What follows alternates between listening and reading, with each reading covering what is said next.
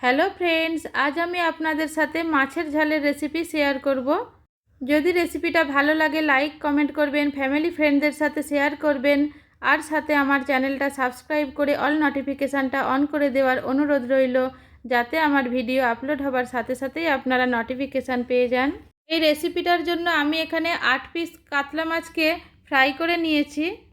মাছগুলোকে ফ্রাই করার আগে ভালোভাবে ক্লিন করে নিয়ে এর মধ্যে সামান্য লবণ আর অল্প একটু হলদি পাউডার মিক্স করে আধ ঘন্টার জন্য রেস্টে রেখেছিলাম।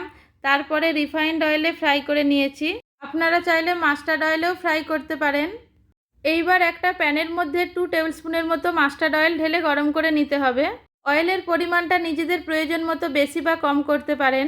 এখন গরম তেলের মধ্যে স্লাইস করে কেটে নেওয়া একটা বড় সাইজের পেঁয়াজ দিয়ে ভালোভাবে ফ্রাই করে নেব।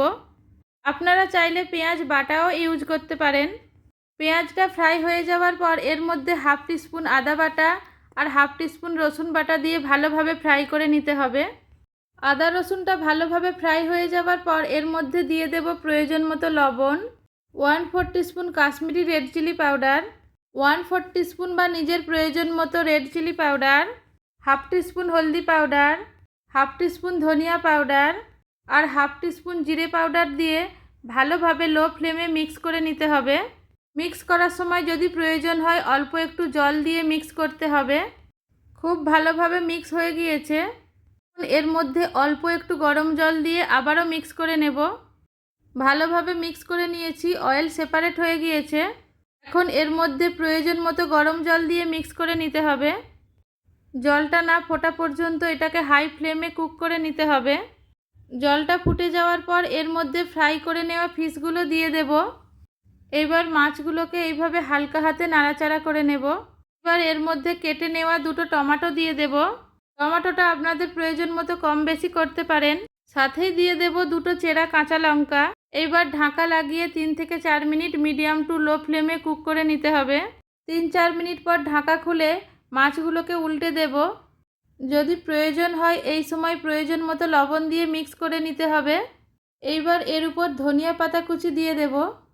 এখন এটাকে আবার ঢাকা লাগিয়ে মিডিয়াম টু লো ফ্লেমে 2 থেকে 3 মিনিট রান্না করে নিতে হবে। তৈরি হয়ে গেল খুবই সুস্বাদু মাছের ঝাল। এখন এটাকে ঢাকা লাগিয়ে দেব আর গ্যাসের ফ্লেমটাকে বন্ধ করে আর 5 থেকে 6 মিনিট স্ট্যান্ডিং টাইমে রাখার পর এটাকে ডিশ আউট করে নেব। সার্ভ করে নিলাম খুবই সুস্বাদু মাছের ঝাল। এখন এটাকে গরম গরম সার্ভ করে নিতে হবে প্লেন স্টিম রাইস বা নিজের পছন্দ মতো ডিশের সাথে।